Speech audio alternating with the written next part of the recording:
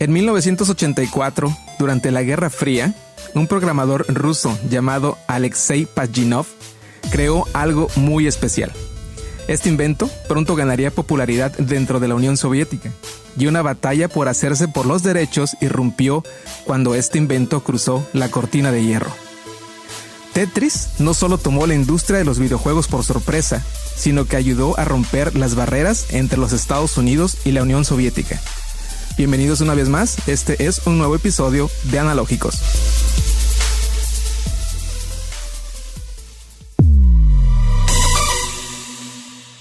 Un mes ha pasado, Pepe, desde que grabamos ese último episodio que está publicado, que ya nuestros amigos probablemente ya nos extrañan, así que el día de hoy traemos algo especial nuevamente para ellos, un tema que ojalá y les sea también de su agrado. Primero, saludándote, Pepe, ¿cómo estás? Muy buenas noches. ¿Cómo estás todo? ¿Cómo estás por allá, perdón? Buenas noches, Gregor. Todo muy bien. Sí, ahora sí nos aventamos un mesesote. No necesariamente por flojera, se nos atravesaron un montón de cosas, pero ya estamos para agarrar el ritmo nuevamente.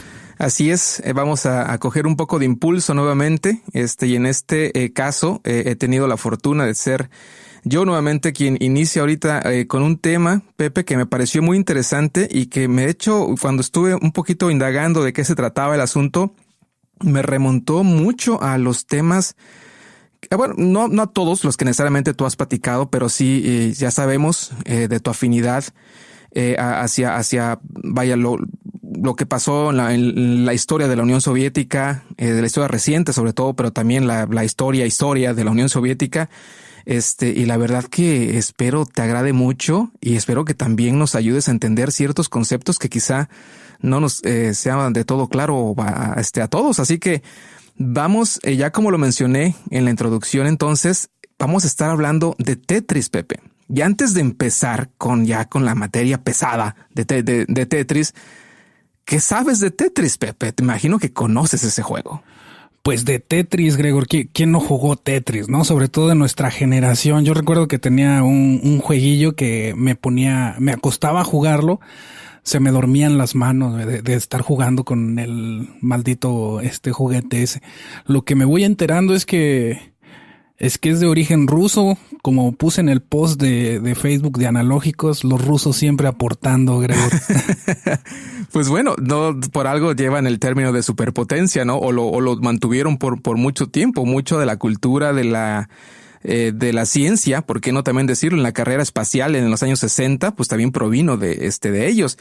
Y de hecho el científico, se puede llamar de esa manera, del programador ruso que diseñó este juego en particular, de hecho él fue influenciado por dicha carrera espacial porque a él le tocó crecer en los 60s. Entonces, otra vez Rusia pone su granito de arena, en este caso, algo muy particular que el mundo, de hecho, aunque ya en ese momento, Pepe, en 1984, ya habían videojuegos, ya había de hecho toda una industria de juegos para computadora, de juegos para consolas, todo ese tipo de cosas, algo innovador hasta cierto punto de este nivel no lo hubo y tuvo que venir de ese lado de la ¿cómo le iba a decir? De Rusia, perdón. De la madre Rusia. De la madre Rusia era justamente lo que quería decir, Pepito. En 1984, Pepe, la Guerra Fría estaba en todo su apogeo y el capitalismo estaba en un crecimiento importante, particularmente en ese año. Y hay varios ejemplos que te voy a dar ahorita que quizá te vayan a traer o a remontar quizá a esa época, aunque sabes, estabas tú quizá muy pequeño, yo estaba muy pequeño, creo tú a lo mejor más pequeño todavía, obviamente. Pero en ese año, Apple saca al mercado la muy esperada Macintosh. Los Ángeles es la sede de los Juegos Olímpicos de verano y dos películas muy icónicas para que nos remontemos a esa época, los que ya somos mayores de 40 o rondando los 40, para que se den una idea de más o menos de qué fecha estamos hablando, por si no lo tienes muy en mente. Dos películas que marcaron una generación sin duda alguna, que fue Los Cazafantasmas y Los Gremlins, fueron exhibidas en 1984. Ah, claro, buenísimas las dos. Eso era todo, perdón, Gregor. Nada más. Bueno, le estaba dando la palabra a Pepe para que continuara, pero bueno, que muy buenas. De hecho, ¿sabes qué, Pepe? Yo creo que las dos, de hecho, se merecen un episodio, dicho sea de paso, ¿ok? Cuando menos de mi lado, que yo soy un poquito más superficial en ese tipo de cosas. Bruce Springsteen lanza su canción, o una de sus canciones más reconocidas, que es Born in the USA. Así que, como te comentaba, la economía de los Estados Unidos crece y está en su apogeo, en un apogeo muy importante. El capitalismo está en su apogeo muy importante. Y es un gran contraste cómo la economía en la Unión Soviética está en un acelerado y preocupante declive. Es totalmente polos opuestos. Lo opuesto. Sí, para ese rato ya los rusos ya tenían sus problemas, ya venían arrastrándolos desde los 70s porque no les funcionó mucho ¿cómo te diré? El modelo económico, aparte de obviamente todo el bloqueo que tenían del bloque capitalista, que era prácticamente 3/4 partes del mundo, ¿no? En efecto, así que por ello se estaba ya presentando en la Unión Soviética una preocupación alarmante a todos los niveles, el económico, uno de ellos obviamente, y el social. Ya la gente también estaba pues ya llegando a cierto punto y a cierto, no sé, momento donde ya tenían que incluso, no sé, luchar por conservar su dinero. Y por hacerse de otros bienes, porque no había justamente este dinero para que pudiera comprar algo. Así que en ese entonces la Unión Soviética decide boicotear los Juegos Olímpicos, justamente como represalia, quizás embargo que existía, Pepe. No lo estoy muy seguro, pero la URSS decide boicotear los Juegos Olímpicos de 1984. Su secretario general, el camarada secretario general de la URSS, se está muriendo lentamente. Literalmente se está muriendo, pero pues ya en la fila, ya formadito, está Mikhail Gorbachev para tomar el poder, ser el sucesor. En ese entonces creo que ya lo platicamos en algún momento, no recuerdo si salió publicado o no, Pepe, pero lo platicamos en un momento de Mikhail Gorbachev, no sé si superficialmente o no, pero él es el que va a tomar el poder en ese entonces. Y por si fuera poco, la Unión Soviética, Pepe, en ese entonces ya lleva 5 años peleando una guerra en territorio afgano. Ya lleva una guerra de 5 años con Afganistán. Otro tema que de hecho también me gustaría en su momento hablar al respecto. Así que en el verano del 84, las dos superpotencias de ese entonces, Estados Unidos y la Unión Soviética, no podían estar más divididas. Era como que el punto cúspide hasta ese momento de las diferencias económicas, probablemente sociales, ideológicas obviamente que vivían en ambas naciones. Así que Alexei Pajitnov se sacó una puntada sin querer queriendo, como decimos en México, uniendo hasta cierto punto que hubo por ahí un conflicto que ya nos enteraremos como en el transcurso del podcast de este episodio en particular. Pero este juego de Tetris, Pepe, ayudó a romper esas barreras. ¿Por qué? Porque a fin de cuentas trajo algo del en este caso de la Unión Soviética, y volvió locos a la gente que habita al oeste. En este caso Estados Unidos, y no solo Estados Unidos, sino también Europa. Así es. Y como generaba beneficios económicos, me imagino que fue por el lado donde se fueron los gringos, Gregor. De hecho, fíjate que te va a parecer, es una historia interesante. Te lo mencionaba hace unos minutos, Pepe. La verdad es que tenía una idea completamente distinta en este caso de Tetris en particular, y me fui enterando un poquito de cómo se dieron las cosas. Y no te creas, no te creas. Hay un personaje que ya lo mencionaré, ruso, que jugó un papel totalmente capitalista. En el mejor de los sentidos, si tú quieres. Digo, no es por decir quién está bien o quién está mal. Simplemente la aplicó, y se la aplicó a alguien utilizando justamente ese juego capitalista. Y consiguió lo que quería, consiguió ese beneficio económico que a fin de cuentas se quedó para la Unión Soviética, pues. pero aplicando los términos del capitalismo, ¿no? Entonces, pero era porque en su momento, ya lo veremos, se la aplicó a alguien y se la jugó bastante bien. En 1956, el individuo del cual también vamos a estar hablando, porque no podemos hablar de Tetris sin hablar necesariamente de quién lo programó. Así que Alexei Pajitnov nace en 1956.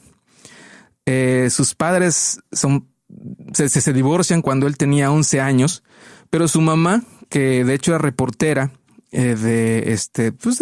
digamos de cultura, de cine, lo llevó e hizo que Alexei, digamos, entrara en cierto contacto con la cultura pop de ese entonces. Entonces a él le encantó desde ese entonces James Bond, pero también le encantaba resolver rompecabezas de tipo matemáticos y también juegos de mesa, que en ese entonces eran los únicos juegos a los cuales tenían acceso los niños rusos de aquel entonces. La verdad que no tenían acceso a computadoras, a consolas de videojuegos ni nada por el estilo, ¿no? Pero él así es como desarrolló esa, digamos, afición por algo que posteriormente él lo convertiría en un videojuego. Como ya lo mencioné, Pepe, él crece en los 60s y él le toca hasta cierto punto ver, obviamente, la carrera espacial. Así que a los 17 años él ya tenía esa afinidad por la programación, por la ciencia y demás. Y a los 17 años es cuando conoce y tiene su tiene su acercamiento oficial a la computadora, y él sabe desde ese momento que eso es lo que él va a querer hacer. Así que se centra en todos sus esfuerzos para prepararse en sus estudios, y posteriormente, cuando él ya se gradúa de la escuela, él busca entrar a la Academia de Ciencias, de Rusia, especialmente a la que estaba ligada justamente a la parte del, digamos, a esa exploración todavía de varios conocimientos científicos ligados a la programación y a la computación que todavía se estaban desarrollando, ¿no? Pues bueno, un laboratorio al cual le tocaba estar compartiendo el mismo escritorio con otros 2 científicos. Eran 3 científicos compartiendo, digamos, el mismo escritorio por las condiciones que se presentaban en ese entonces en Rusia. Y todos compartían la misma computadora, Pepe. Que le hablamos en su momento cuando grabamos el episodio de las computadoras. No estamos hablando de la computadora personal, estamos hablando que era de esa computadora que te ocupa un piso. Y que todavía, vaya, de esas imágenes difíciles quizá ahorita de describir para una generación que ya vive con los dispositivos que vemos todos los días. Pero en ese entonces, la verdad que eran computadoras, monstruos, literal, que pues era casi que un usuario a la vez. Yo creo que lo puedes comparar ahorita con una computadora cuántica, ¿no, Gregor?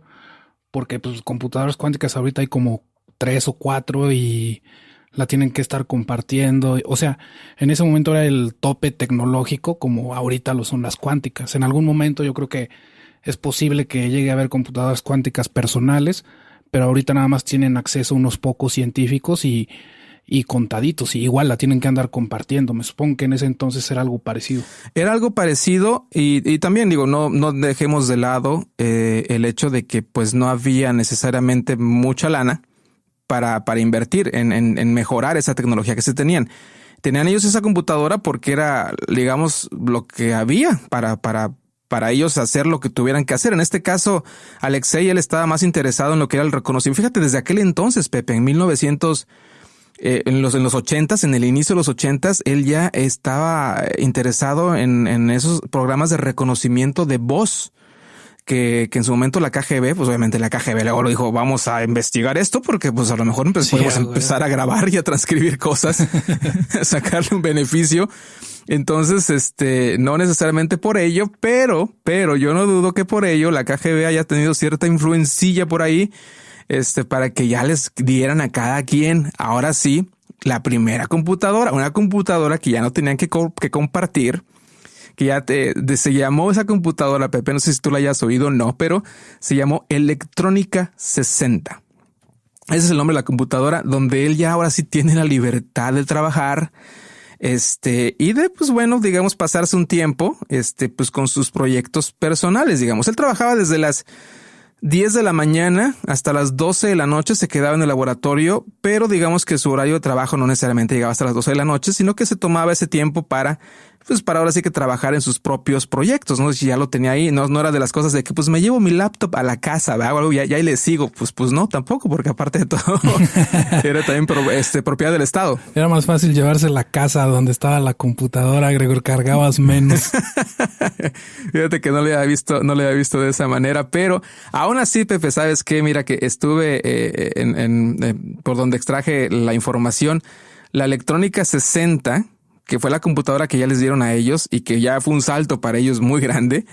Ya era una computadora en sí que ya estaba rezagada en el tiempo, ya estaba rezagada en esa época, ya era una computadora que era un clon de otra computadora que ya había salido al mercado hace 9 años. Es decir, les estaba llegando algo que ya tenía 9 años en el mercado. Como quiera que sea, de lo que tenían antes a esto, digamos que pues ya era un avión, ¿no? O sea, definitivamente ya era algo mucho padre para ellos. Uh-huh. En ese laboratorio, Pepe, de computación, digámoslo así de esa manera, conoce a otros 2 personajes. Uno de ellos también interesado, de hecho, en un videojuego que a su vez, este juego sí proveniendo del oeste, había ya hecho su aparición en Rusia. En este juego se llama Pac-Man. Creo que es otro de los juegos icónicos que todo el mundo conocemos. El nombre de este científico es Dmitry Pavlovsky. Él estaba interesado en cómo el juego funcionaba y como que intentó hacer ingeniería inversa para justamente intentar comprender y en su momento, ¿por qué no?, replicar cómo es que ese juego funcionaba. No sé si lo consiguió, no creo, no necesariamente ellos no lo aplican a lo que viene siendo Tetris, pero Dmitry Pavlovsky junto con Vadim Barsimov, perdón mis pronunciaciones y también perdón, es como yo lo escuché en el video, espero que así sea como suene también, pero así yo lo escuché, Dmitry Pavlovsky y Vadim Barasimov, junto con Alexei, forman una especie de equipo y pues empiezan a platicar de qué es lo que podrían hacer juntos.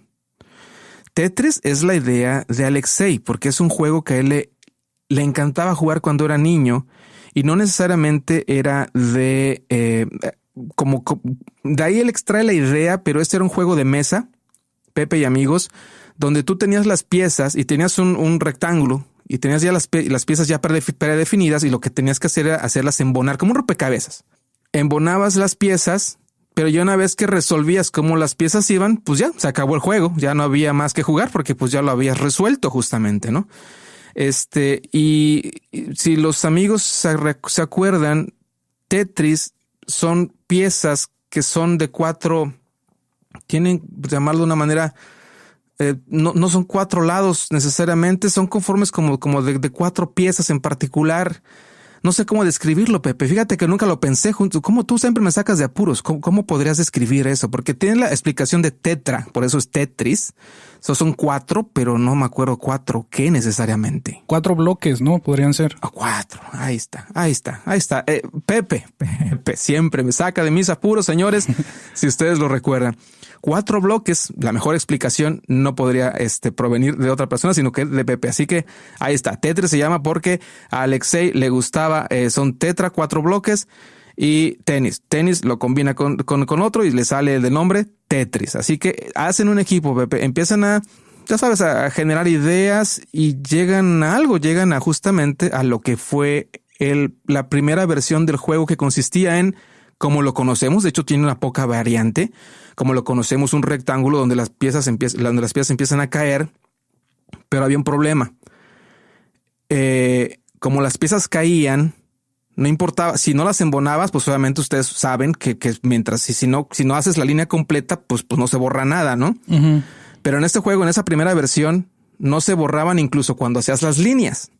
Entonces, ya tenías los espacios que no hacías las líneas. Si ya hacías las líneas, tampoco se borraban. Entonces, en muy poco tiempo llegaba hasta arriba. Obviamente la acumulación de bloques llegaba hasta arriba y se terminaba el juego. Entonces, esa iteración, él entendió que también pues no era por ahí la cosa. Entonces le fue agregando y le fue cambiando cosas a como lo conocemos en la actualidad, que de hecho fue la tercera versión. En la tercera versión que él tiene, es la tercera versión que todo mundo conoce Es la versión que todo el mundo conoce, como conocemos a Tetris en ese caso, Pepe. Pero estamos empezando apenas con la historia.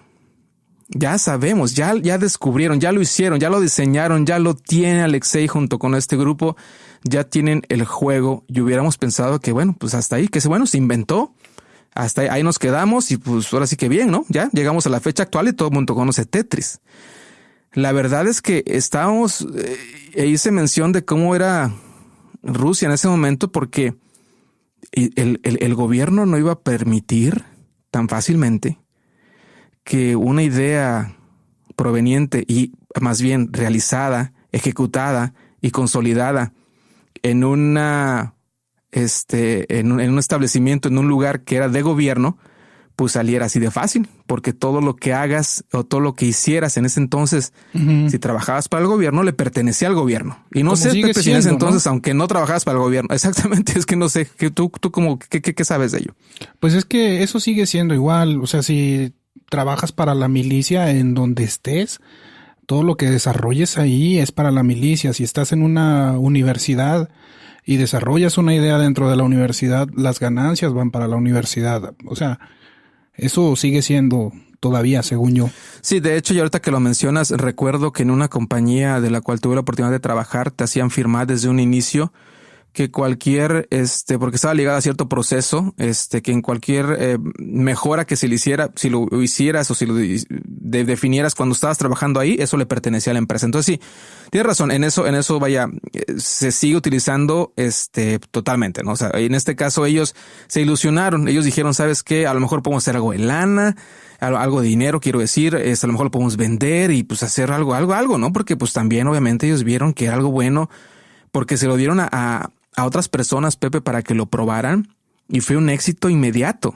Entonces dijeron, ¿sabes qué? A lo mejor aquí podemos hacer algo, pero lo que no sabían a ciencia cierta era que justamente que no se los iban a permitir. Cuando ellos ya caen en cuenta que eso no va a ser posible, empiezan ¿sabes qué? Para regalarlo, literal. ¿Sabes qué? Aquí está el juego, tú eres mi cuate, te hago una copia, ten. Si tú lo quieres copiar, cópialo tantas veces quieres, pues no pasaba nada, porque ellos sabían que a fin de cuentas no podían sacar un beneficio económico, pero tampoco querían que el juego se perdiera en el olvido. Entonces lo empezaron. ¿Te acuerdas de la palabra? Yo sé que esas son de las palabras en inglés que adoptamos, pero son también muy significativas de una época, Pepe, que era el shareware, como le decíamos, ¿no? Era programas que eran gratuitos, bueno, que la empresa que los hiciera te daban la oportunidad de distribuirlo del medio que como de hacer tantas copias como tú quisieras. Como ahorita es Linux, Gregor, con el software libre que es la misma función. Es código abierto, cualquiera lo puede copiar, descargar, lo puedes mejorar y subir tu mejora. Gran movimiento ese de Linux, por cierto. Ahorita estoy grabando en Linux, para empezar. Fíjate nada más. Y así es como algunos, de hecho, Pepe, de las personas a las que le llegó justamente alguna copia, pues como era libre, y yo, ¿sabes qué? Yo no tengo, porque se diseñó, para empezar, ¿sabes qué? Se me pasó a mencionar algo muy importante. El juego se diseñó en la Electrónica 60, que es la computadora que tenían. Entonces, se diseñó con el lenguaje de programación que la Electrónica 60 tenía. Y no tenía audio, no tenía color, no tenía nada. Eran literalmente usando texto. Él lo que hizo fue, imagínense el paréntesis cuadrado. Él formó sus bloques con paréntesis cuadrados, que no sé si se me está escapando el nombre o no, pero son los paréntesis que son cuadrados. Así formó sus bloques. Y era justamente lo que venía cayendo. Sí tenía movimiento, obviamente, porque las piezas venían cayendo y son totalmente reconocibles. Si ustedes ven un video de esa época, se reconocen inmediatamente las piezas, pero definitivamente no era color, no era un bloque sólido ni nada. Era utilizando texto tal cual, como lo que tenemos en nuestro teclado en la actualidad, era justamente lo que tú veías ahí hasta cierto punto. Oye, Gregor, ¿y sabes cómo lo copiaban? O sea, ¿Qué usaban? O porque en ese entonces me supongo que ha de haber estado complicado también eso, ¿no? Fíjate que no tanto. Bueno, no sé, como tal vi parte de los videos que vi cuando menos en 2 ocasiones a personas ocupando, para serte sincero, me recordó mucho al disco del 5 1/4, pero en el video aprecié que probablemente era más grande que el disco de 5 1/4. Para los que no se acuerdan y a los muchachos de nuestra época, y antes de lo del CD y el USB, existió algo que eran pues los discos flexibles que se le llamaban, que eran de 5 1/4 porque pues eran 5 pulgadas y 1/4, era un cuadrado, donde cual tenía una especie de magneto, cinta magnética en el interior, ¿no? Creo que era algo así, cinta magnética, y de ahí grababas la maravillosa capacidad de 1.44 megabytes. En el de 5 1/4. El de 5 1/4, ¿no? Porque el de 3.5, después ya salió la evolución, era el de 3.5 y era hasta más chiquito. Ajá. Ese ya te permitía ¿cuánto, Pepe? ¿El doble? Creo que eran como 6 megas, ¿no? O algo así. No, Pepe, te estás yendo. No, hombre, ya. Muy arriba. Yo creo que sí. Yo me acuerdo porque podías meter ahí cuando instalabas los primeros Windows, metías como 30 de esos, ¿no? Fíjate que no me acuerdo. No, Pepe, hasta eso fíjate que yo sí me acuerdo instalando Office. ¿Y por qué no? También Windows 3.11, que aunque no era shareware, pues nosotros nos lo compartíamos, ¿verdad? No le digan a nadie, no le digan a nadie. Eso pasaba en los inicios de los 90, así que, pues bueno, no estaba tan mal visto, yo creo. Pero Windows no eran tantos discos. Office era el que era como de 30 discos y dónde te fuera a fallar uno, Pepe, porque tenías que volver a empezar desde el inicio y en ocasiones el disco no tenía nada, simplemente fue algo malo, lo tenías nada más, le dabas una sopladita y todo y ya decías, pues no, tú pensabas que a lo mejor podías empezar desde ese, pero no, la instalación se corrompía y tenías que empezar desde un principio. Pero resolviendo tu pregunta, esperando que el video me haya mostrado justamente cómo era un disco que era muy, muy parecido al de 5 1/4, Pepe. Para cualquiera que quiera conocer eso, así tal cual, búscalo en internet, disco de 5 1/4. Y les va a salir una imagen. Prometo ver si tenemos la posibilidad de subir eso también al blog de analógicos.com y a lo mejor subir una imagen probablemente de ese video, pero era así como lo compartían, Pepe, aparentemente. Y ciertos, ya cuando Alexei se dio cuenta que para poderlo hacer más popular y que llegara a más gente, tuvieron que entonces pasarlo a una computadora que ya en ese momento muy popular también, que era la IBM PC.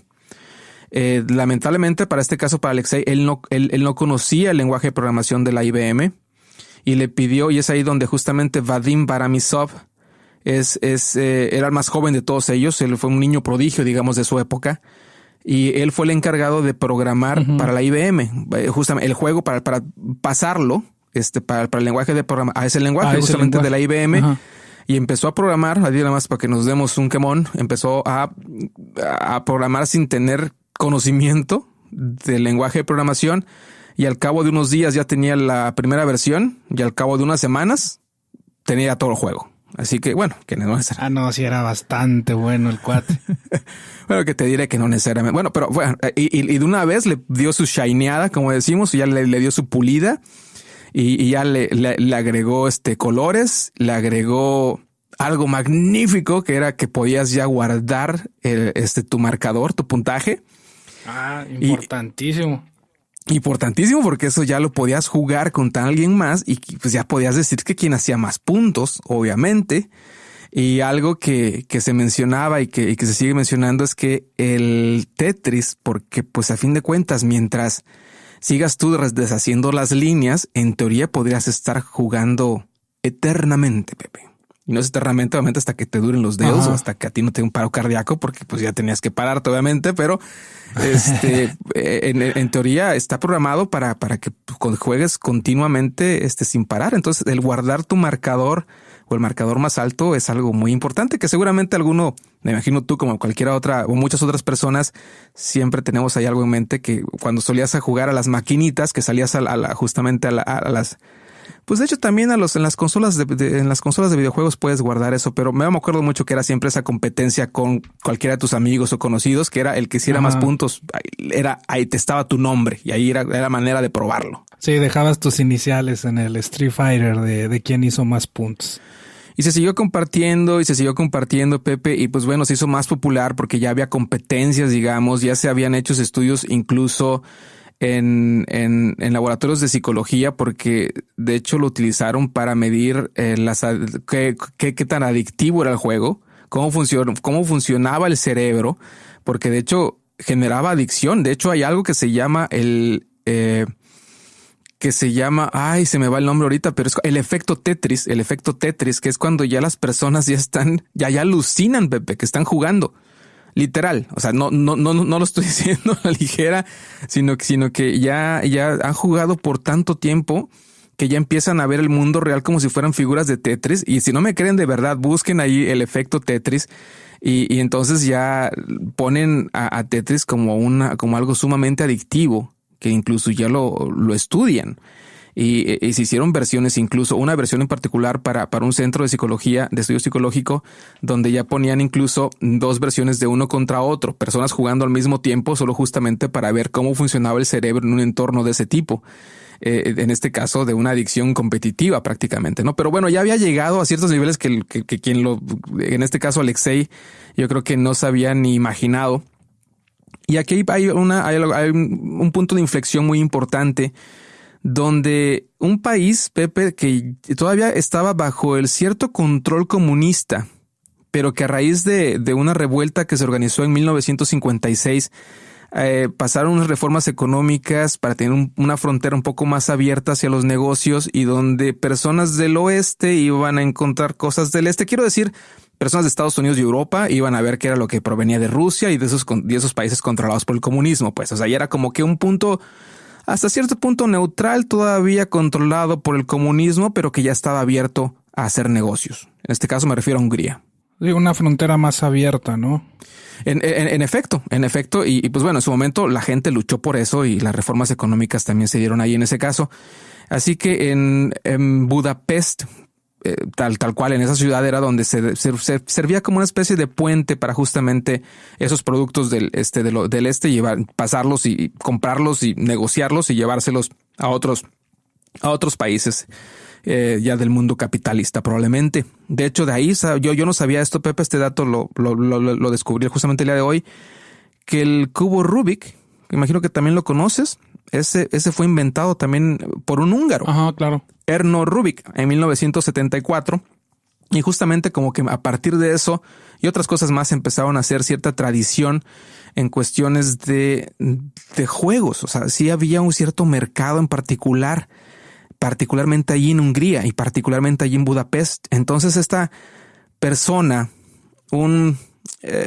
digamos empresario que se dedicaba a descubrir esos videojuegos y para poder comprar esas licencias y poder después comercializarlas, de donde él iba a ganar ciertas regalías, es ahí donde él descubrió, en este caso, Tetris. Esta persona de nombre Robert Stein intentó comprar el juego inmediatamente en un laboratorio que él vio donde lo estaban jugando ahí en Hungría, pero ellos no le pudieron vender el juego porque ellos pues no eran propietarios de ellos, pero le dieron como referencia que si quería comprar el juego tenía que ir a negociar directamente con Rusia. Así que pues bueno, él se puso en contacto, encontró la persona del desarrollador, que en este caso era Alexei, se puso en contacto con él y le ofreció comprarle el juego inmediatamente, Pepe. Pero Alexei sabía que él no tenía las posibilidades de negociar. No se lo puede vender. Robert Stein, el empresario dedicado a comercializar videojuegos, licencias de videojuegos, le manda ya sabes, con ese carácter probablemente de vendedor o de comprador, si tú quieres, como que le dora la píldora, como decimos, y se lo hace ver bonito y le manda, le dice que está interesado. Y Alexei lo que hace es responderle, ¿sabes qué? Qué bueno que estás interesado. A ver, platícame más. Pero en ese inter, Stein como que él entiende, ¿sabes qué? Entonces como que sí me está dando permiso porque está interesado, entonces le interesa el trato que le estoy proponiendo sin haberle todavía propuesto nada. Pero él se lo toma a fin de cuentas como aval y él empieza a vender las licencias, Pepe, o la licencia. Y de ahí viene una guerra de licencias y sublicencias y todo eso. Oye, Gregor, es que lo estafó el tipo.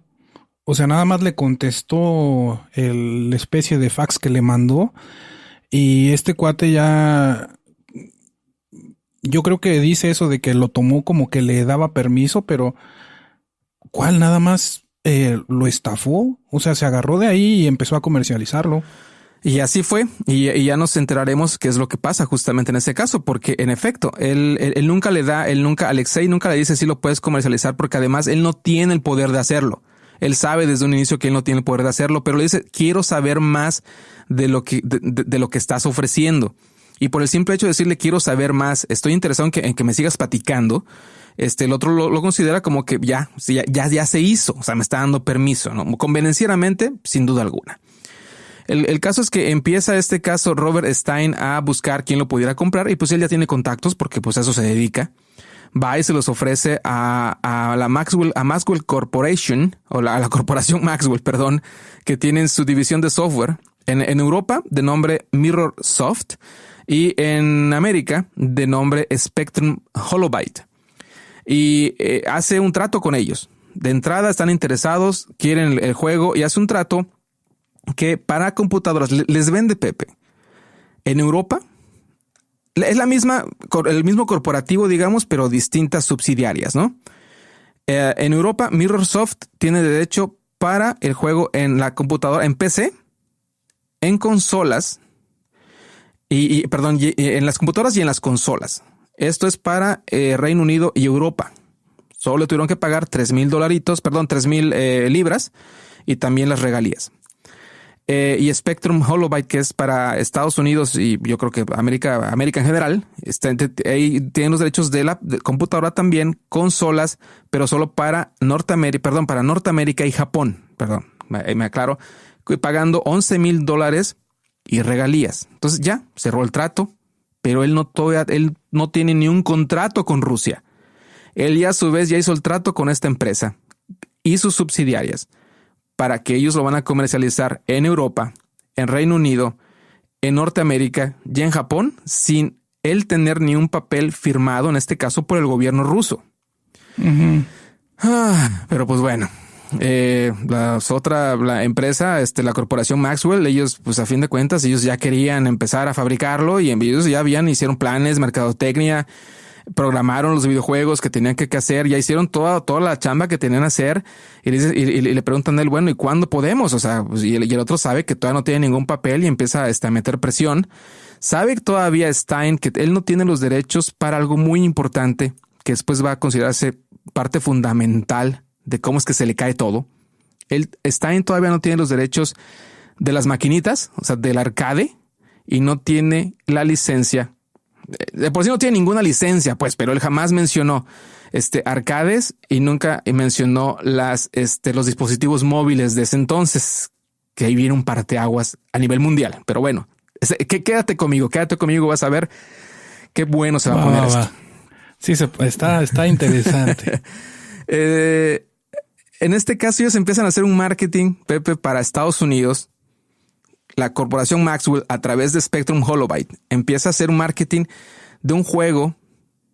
Tú sabes que le gustan a Estados Unidos, le gustan balazos, le gustan superhéroes, les gustan ese tipo de cosas, ¿no?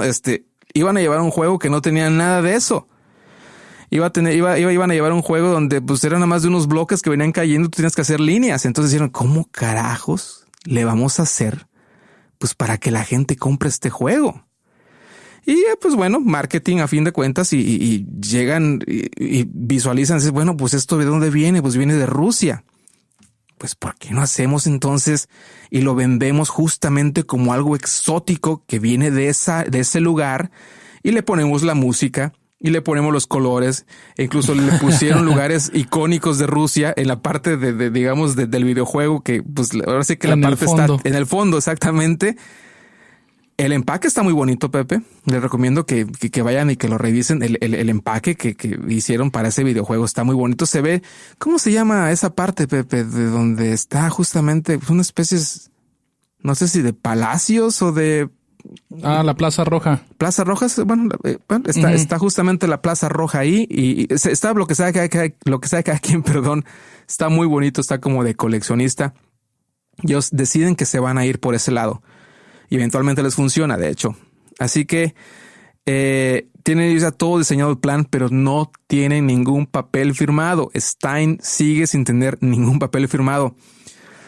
Para su mala fortuna todavía, pues esto ya salió de las manos de Alexei, salió de las manos del centro de cómputo y Rusia decide, porque se enteraron que alguien estaba haciendo negocios con algo que provenía de Rusia y que era un software que venía de Rusia. A fin de cuentas, videojuego no es un software. Uh-huh. Y entonces toma control el organismo. Ahora, ¿sabes qué dice? ¿Sabes qué dice Rusia? Pues ahora sí te mando a quien te tengo que mandar, mano. ¿Quieres negociar con alguien? ¿Quieres firmar un contrato? Órale, negocia con el ORG, ELORG, que son las oficinas oficiales en ese entonces de Rusia, justamente para negociar todo tipo de software. Esa es la autoridad. Ok, ahora, ¿quieres algo? Ve y negocia con ellos. Entonces ahí donde pues Stein al menos ya sabe que puede negociar y va y consigue algo que a fin de cuentas también, pues mira, este cuate encargado de el org en ese momento, pues también se le aplicaron. Digo, Stein pues era un vival, él sabía lo que hacía y le sacó los derechos, Pepe. Le sacó los derechos de la PC y computadoras similares. Así le puso. O sea, PC y otras computadoras. Sí, pues si lo deja muy ambiguo, el espectro es muy, muy amplio. O sea, era un estafador, Gregor. Tú le dices vivales, empresario y lo que tú quieras, pero el tipo era un estafador.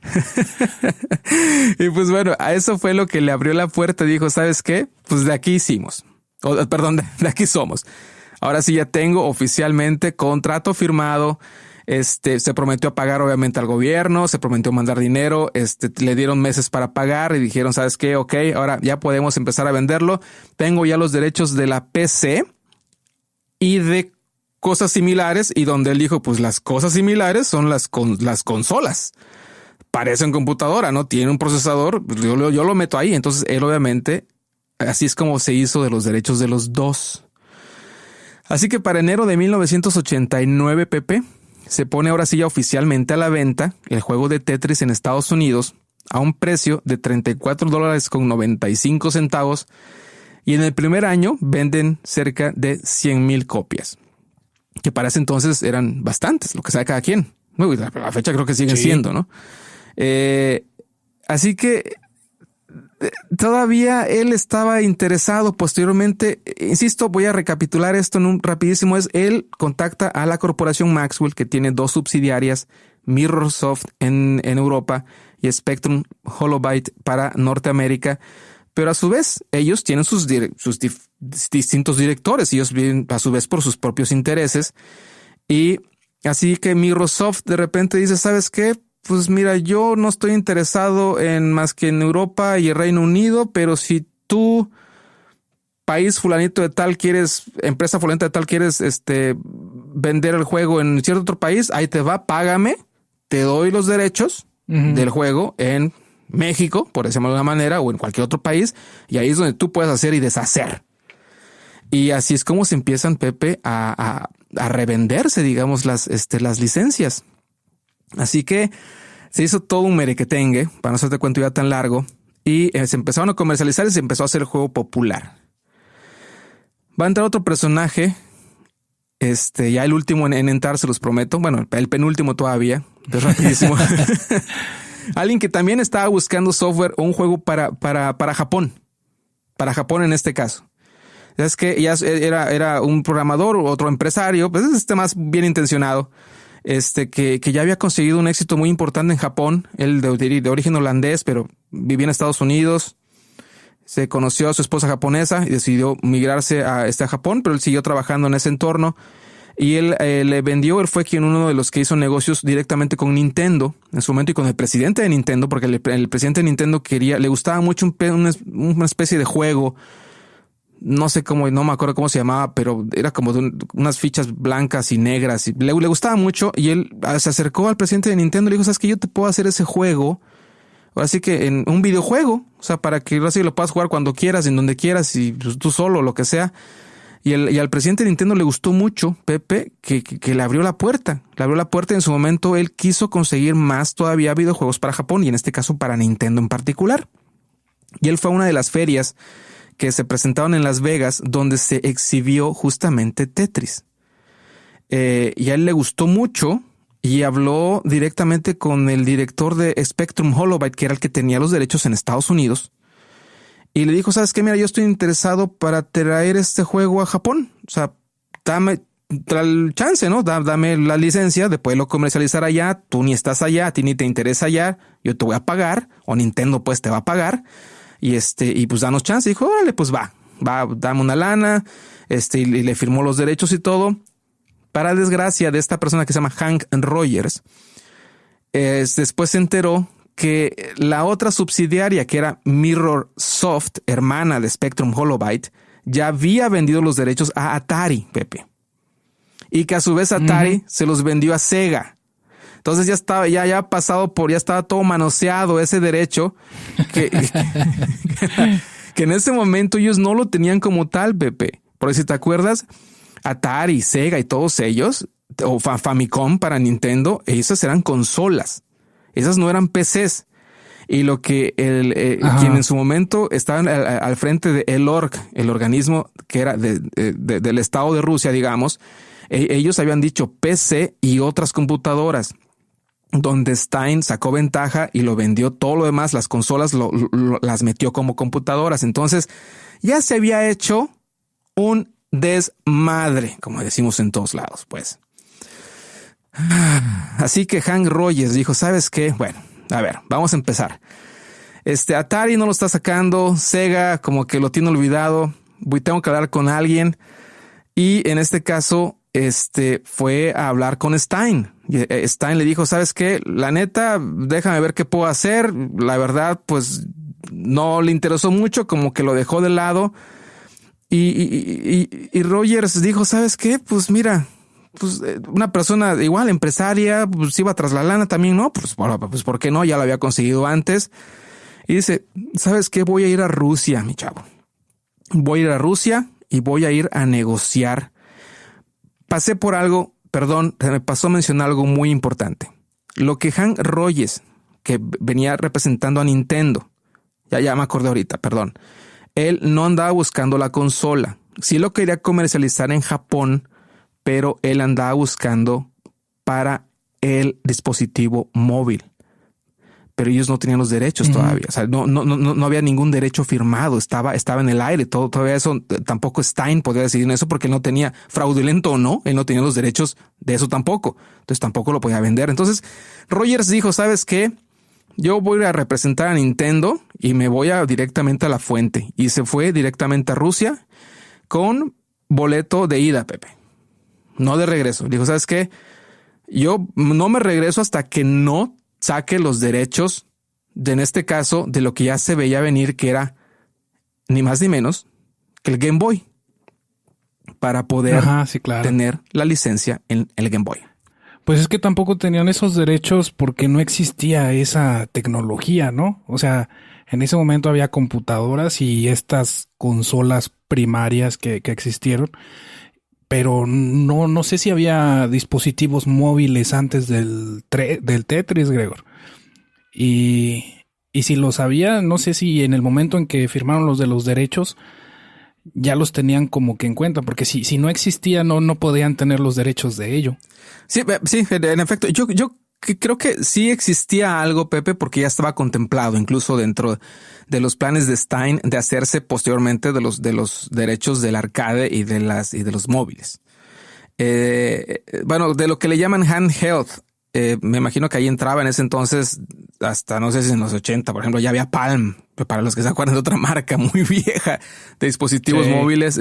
Algunos, había yo creo otras cosas que todavía quizá no se consideraban como videojuegos. Por eso quizás este cuate lo dejó ahí de lado un poquito y no le interesó. Luego le interesaba más lo que se utilizaba en ese entonces todavía más o estaba explotando, que era la computadora y las consolas, ¿no? Pero bueno, este cuate, Hank Rogers, el que trabaja para Nintendo, digamos, sin ser de Nintendo, pero que está representando a Nintendo en esta historia, en este drama, se va a Rusia y se va a hablar directamente con Nikolai Belikov. Nada más que tengo que hacer una aclaración en este caso, donde ya Nintendo ya tenía, a fin de cuentas, a través, no de ellos directamente, no ellos fabricando el videojuego, sino Atari, con a su vez, su subsidiaria de nombre Tengen o Tengen. Ellos, como ya tenían los derechos de Tetris para ciertos dispositivos, a fin de cuentas, en ese entonces Nintendo ya tenía lo que se llamaba el NES, ¿no? Ellos ya tenían ese videojuego en esa consola, pero ellos no lo hacían. alguien más fabricaba esos cartuchos porque alguien más tenía los derechos, ¿no? De distribución, de fabricación. Entonces, lo que hace Rogers es tomar uno de esos dispositivos con él y se va con Nikolai Belikov y le dice, ¿sabes qué? Y se lo enseña, le dice, ¿sabes qué? Belikov obviamente dice, ¿tú quién eres, man? O sea, ¿tú a qué vienes? ¿No? O sea, a ti ni te conozco. Le tomó, de hecho, a Rogers un par de días encontrar las oficinas del Korg, porque pues él no sabía ni a dónde iba, ¿no? Encontró, fue, no se detuvo, encontró el lugar, entró y lo que dijo fue, vengo a buscar a la persona con la cual tenga yo que hablar para poder comprar Tetris, ¿no? Así es como lo dijo. Entonces le avisaron a Belikov y Belikov dijo, ¿y este quién diantres es? Pero ¿sabes qué? Le voy a dar chance, ¿no? Le voy a dar chance y sin ser todavía una junta, Rogers le enseñó el dispositivo y Belikov le dijo, ¿y esto qué es? Bueno, somos el mayor vendedor ahorita de este producto, dentro de lo cual es Tetris, y somos el que tiene más copias de esto. El ruso ni enterado, ¿no? O sea, él se lo vendió a alguien más y le llega ya hasta con la consola y el cartucho y todo. Exactamente, eso me gusta que estás prestando atención porque exactamente es lo que Belikov dijo. ¿Y en qué momento tienes el derecho de vender algo de que derecho que no hemos dado a nadie de hacer? ¿Por qué tú lo tienes? Y a Rogers, Pepe, se fue casi de espaldas porque dijo, en la madre.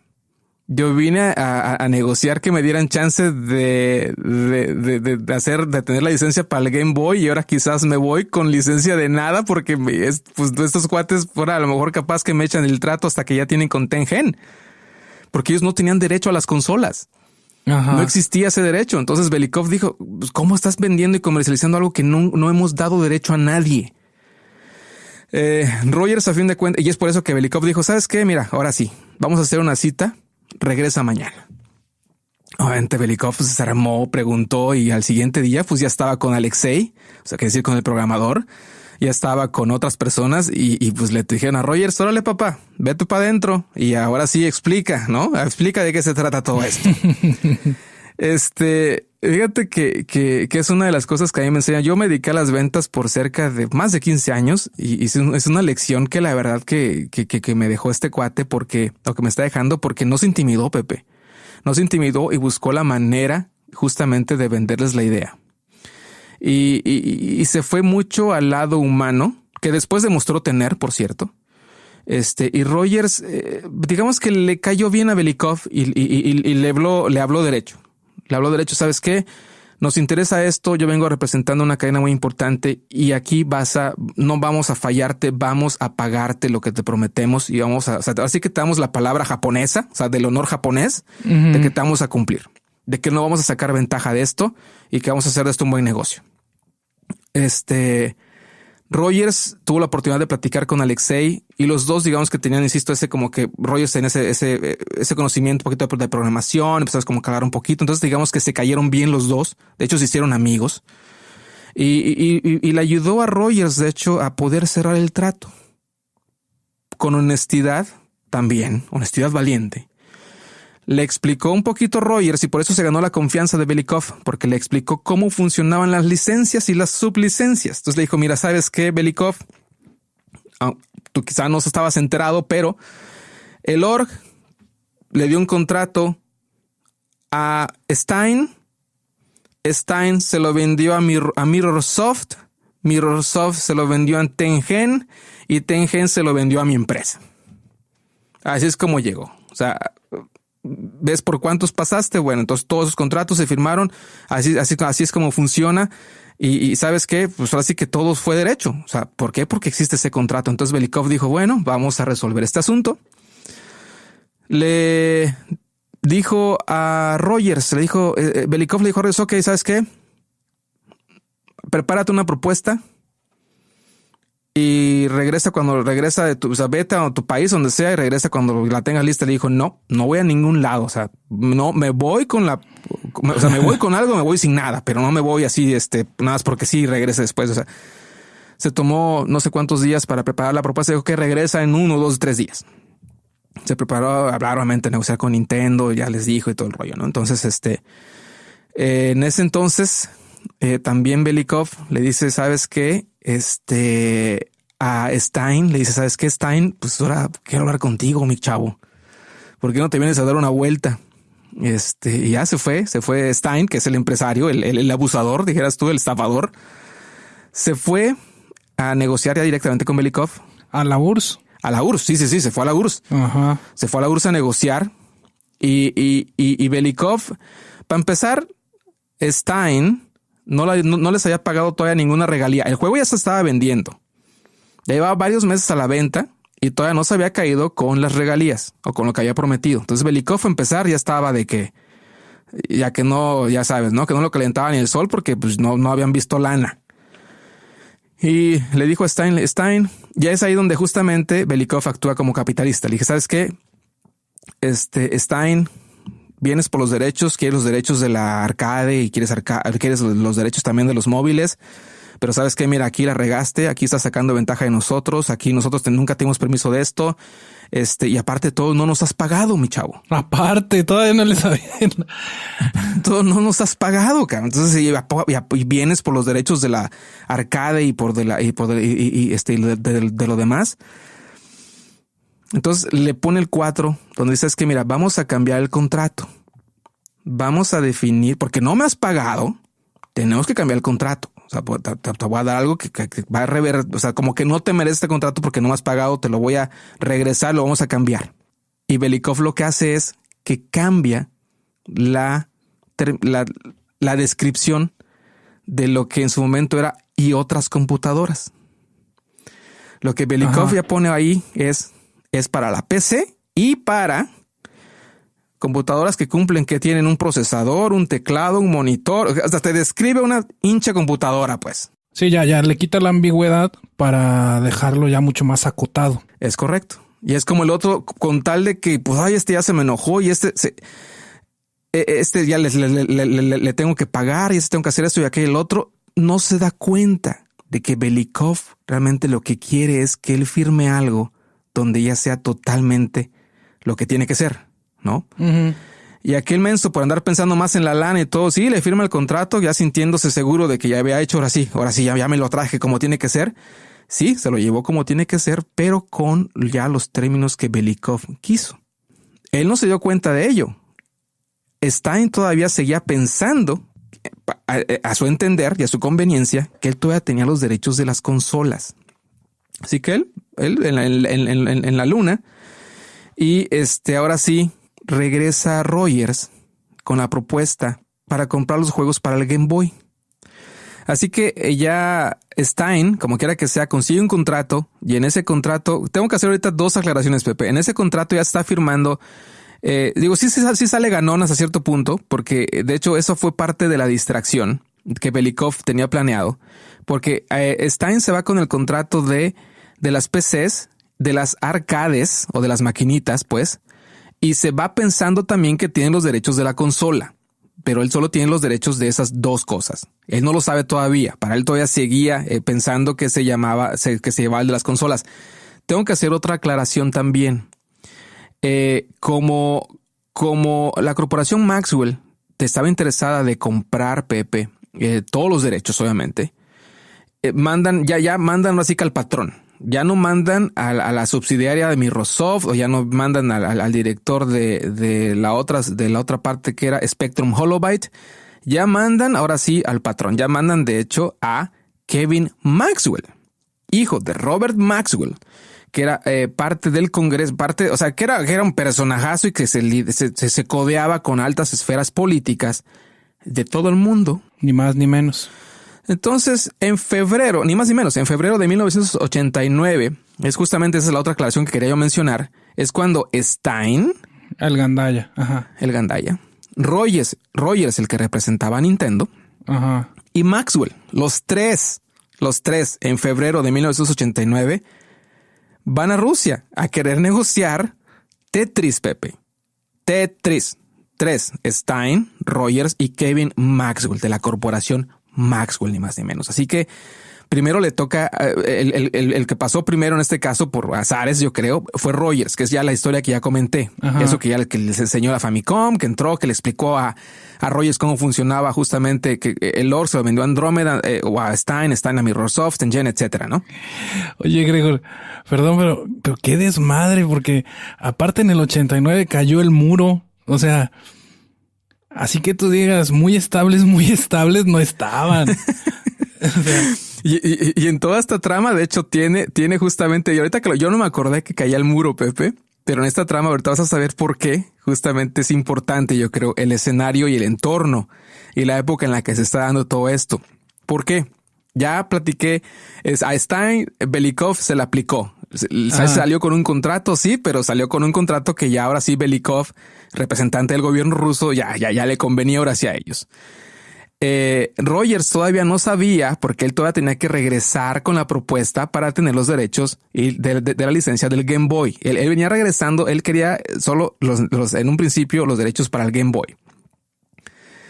Y Kevin Maxwell, ese vato se fue por todas. Él dijo, yo quiero todo, cabrón. Sí, así que aquí me mandó mi papá. Y mi papá es Robert Maxwell y somos una multiputritillonarios. Y sabes qué, Belikov, pues ahora sí que nos conocemos y nos codeamos con Gorbachev, mano. Así que pues venimos por todo, ¿no? Y te ofrecemos algo a cambio, ¿no? Te vamos a ofrecer que pues vamos a hacer publicaciones, porque también tiene una parte de publicaciones en la corporación de publicaciones científicas o publicaciones de algún tipo y digamos que sí le armó un paquete, ¿no? A fin de cuentas, no nada más iba que porque mi papá me dijo, ¿no? Sino que sí llevaba a fin de cuentas una propuesta económica y también de distribución de otros medios. Pero Belikov le enseñó, de hecho, el aparatito que Rogers ya llevaba con Tetris. Belikov se lo enseñó a Maxwell. Y le preguntó, oye Maxwell, oye Kevin, ¿y esto qué es? ¿Qué sabes de esto? Y Kevin Maxwell le dijo, no sé, cabrón. No sé qué sea eso. O sea, ha de ser una copia pirata de Tetris. Eso fue lo que respondió.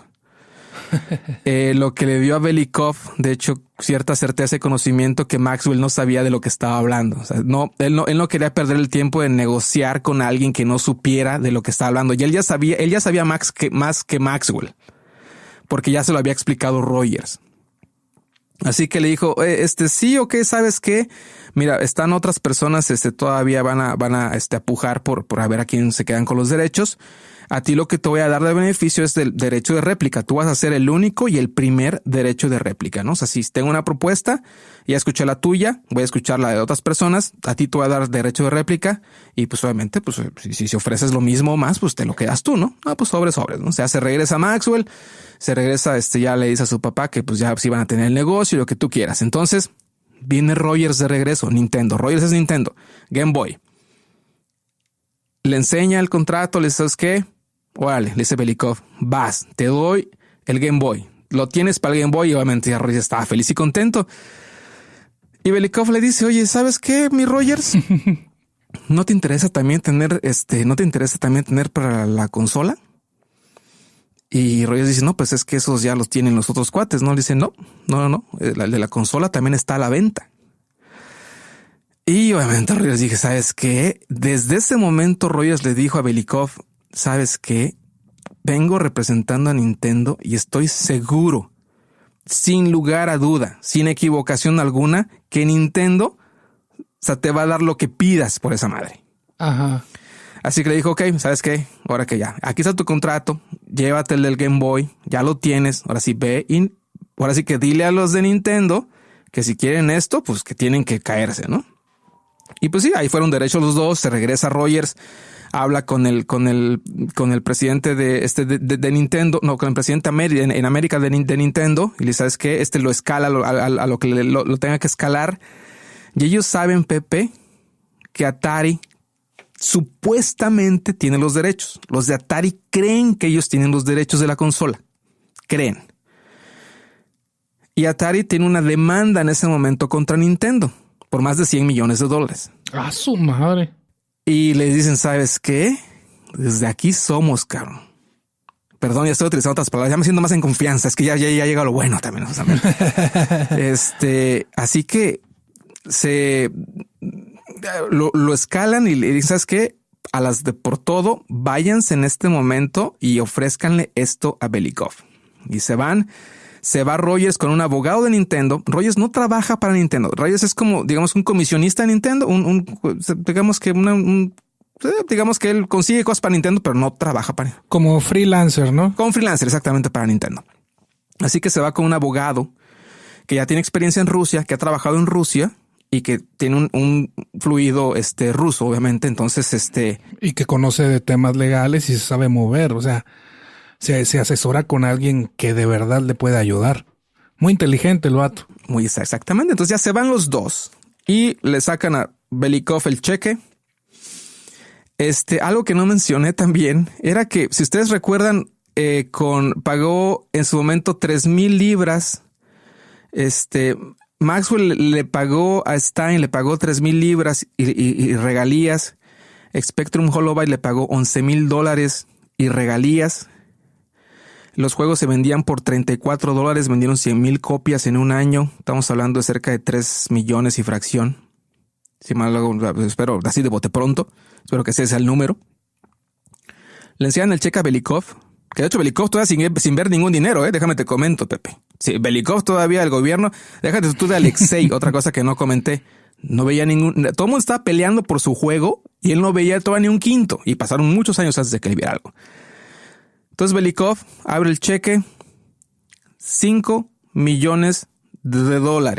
Uy. Por los derechos de comercializar. Estamos hablando del 89, Pepe, en época de, pues ya no de Guerra Fría en ese momento, yo creo, pues ya le estaba cayendo el muro, como tú dices, ¿no? $5 millones por un juego, por distribuirlo, por tener los derechos de distribución, de comercialización en una consola de videojuegos en el 1989, $5 millones. Obviamente, con la promesa de Rogers y del abogado de que Nintendo se los iba a pagar completitos, sin ningún retraso ni nada, completitos $5 millones más regalías. Obviamente Belikov no había manera de negarlo, no la manera, pero aún así le da derecho a Maxwell. Le echa una llamada a Maxwell y dice, oye, Maxwell, ¿sabes qué onda? Pues aquí están los de Nintendo, mano. De hecho no le marcó, le mandó una especie del telex, ¿no? Que era como se comunicaban antes. Les manda el mensaje, le dice, aquí está la propuesta. ¿Qué onda? ¿Le entras, no le entras? Tienes 24 horas para responder. Pasan 24 horas, no hay ninguna respuesta. No sé si porque no lo vieron, porque si no llegó, porque no sé si se imprimió, porque capaz que se le atoró el papel. Ya sabes, a los del fax, cómo se les atoró el papel y pues no salía ningún fax, nada por el estilo. No sé lo que pasó. Y nunca respondieron. Entonces Belikov dijo, pues ahí está. Entonces ya vinieron personas de Estados Unidos, de Nintendo Estados Unidos, a firmar los contratos porque tenían que ser firmados por personas de Nintendo, ahora sí trabajadores de Nintendo. Entonces ya firmaron el contrato, hicieron las negociaciones, nada más que le dicen a Belikov, van a venir épocas difíciles. ¿Por qué? Porque tenemos un problemón en una demanda en Estados Unidos por un billetote con estos cuates y ahora va la de nosotros y ellos nos van a pelear, obviamente, ¿no? O sea, queremos que tú, como representante del gobierno y como persona autorizada, pues también defiendas que esto está siendo legal, ¿no? Y Belikov le dice, pues va, o sea, yo te apoyo, tú dame lo que me corresponde al gobierno de Rusia.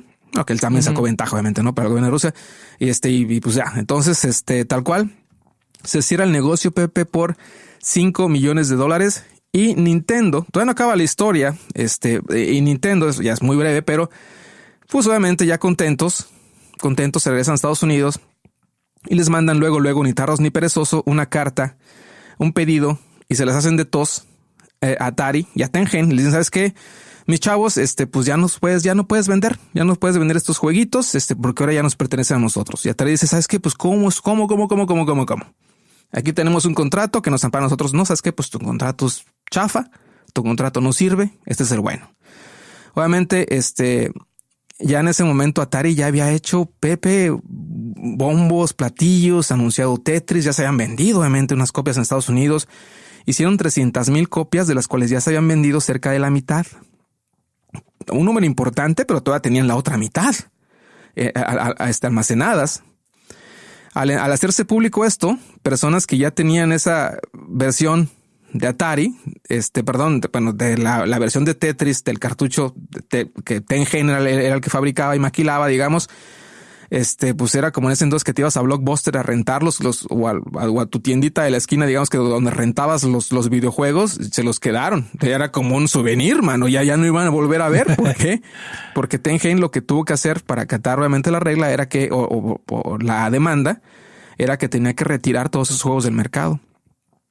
Todavía Atari, Tengen, dieron pelea, se fueron a tribunales y con todo el apoyo, con todo el gobierno de Estados Unidos, investigó, fueron a Rusia también y todo este tipo de rollos, no encontraron nada chueco. El gobierno de Rusia también investigó a Belikov y no encontraron nada chueco, todo fue derecho y no hubo manera de revertir ese contrato que ya tenían firmado. Y ya para acabar con el drama, Pepe, de esto de Atari, Nintendo, Game Boy, que hecho todavía hay que mencionar un poquito de eso, pero Maxwell, ya no mencioné porque de hecho había dicho que tú mencionaste algo importante en cuestiones de quizá un problema diplomático, es porque Robert Maxwell, el papá de Kevin, el que fue a negociar por allá, pues sí se enojó, dijo, a ver, ¿cómo? Porque ya se enteraron después, estaban dormidos en los laureles todavía, ni sabían de que ya se había llevado a cabo, ya habían firmado el contrato y a todo.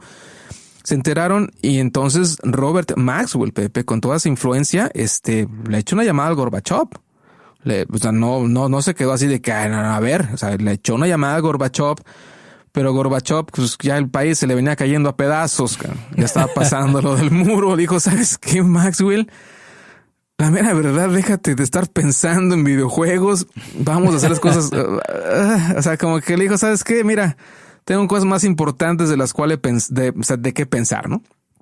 Pero sí hay registro, Pepe, de que Robert Maxwell directamente contactó de la corporación Maxwell, que después hubo todo un drama. De hecho, después a Robert Maxwell lo encontraron flotando en el mar, y no necesariamente salió a nadar, pero esa es otra historia.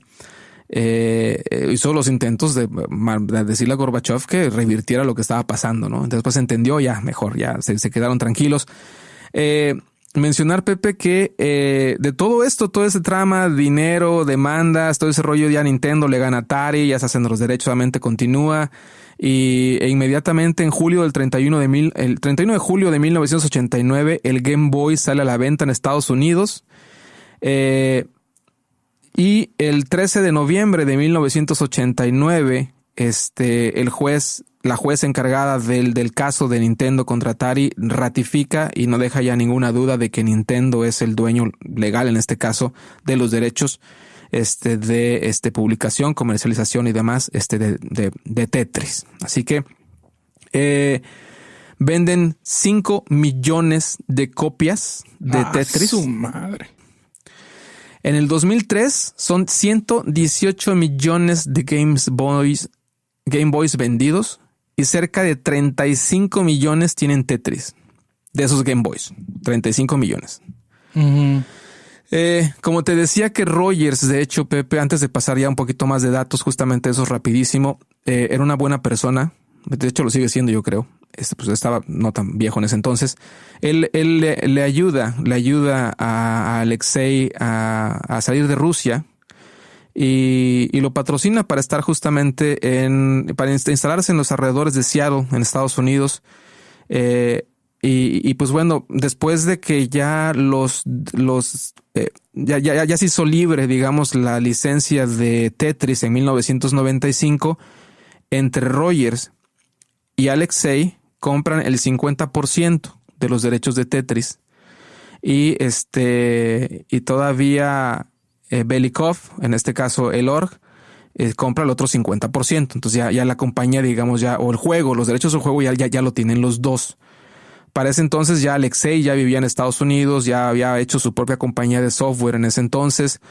En 1996 trabajó para Microsoft y ya había hecho una carrera, pues ya había tenido la oportunidad de hacer cierto dinero y demás. Entonces, después de que tuvieron los 50%, que posteriormente se hicieron del 100%, porque Belikov les vende por cerca de $15 millones el resto de la empresa, el resto del 50%. porque todo lo que se vino después con la economía de la URSS y todo eso demás, ya no hubo manera de sostenerlo. Entonces, a fin de cuentas, vendió los derechos. Y ellos fundaron, Alexei y Rogers fundan la compañía, la corporación Tetris, y es justamente los que justamente ahorita tienen los derechos a la fecha justamente de Tetris, Pepe. Todo inicia como un juego, una persona, un científico que tuvo tiempo, un programador que tuvo tiempo en Rusia en ese entonces, en 1984, que le gustaban los juegos de mesa y que simplemente le gustaba pasar el tiempo y tuvo un conflicto entre corporaciones. Los que han tenido la oportunidad de jugar algún videojuego saben de los que estamos hablando cuando hablamos de Nintendo, de la magnitud de Atari, de la magnitud de Sega, de la magnitud de Mikhail Gorbachev y todos esos personajes estuvieron involucrados, Pepe, en un videojuego que es de armar bloques, de que caen bloques de arriba y tienes que eliminarlos.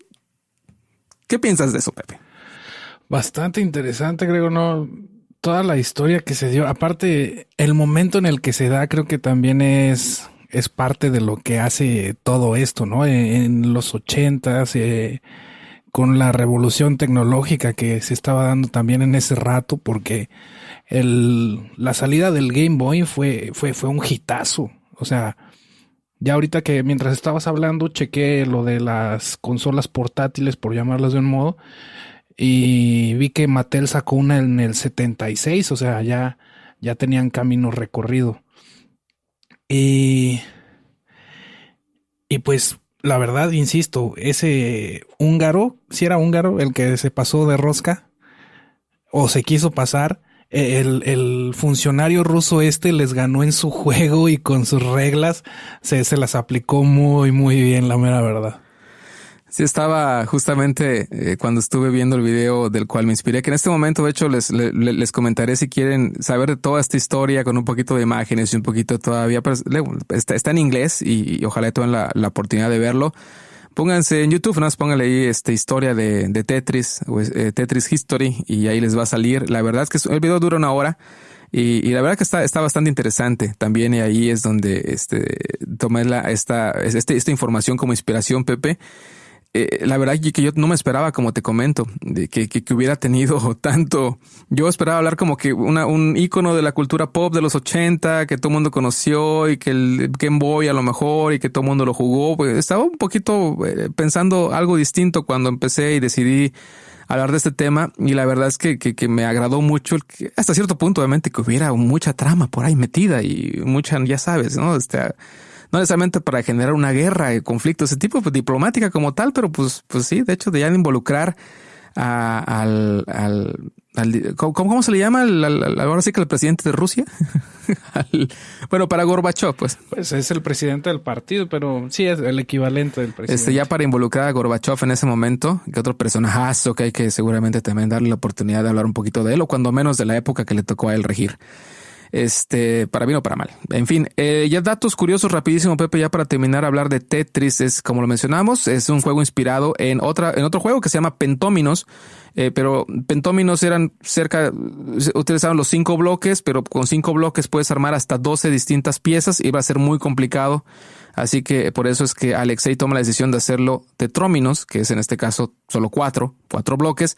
Combina la palabra con tenis, entonces por eso es Tetris. 35 años en el mercado, Pepe, del juego, jugado en más de 235 países, ha sido traducido, lo que le tengan que traducir, pero ya ha sido traducido a más de 50 lenguajes.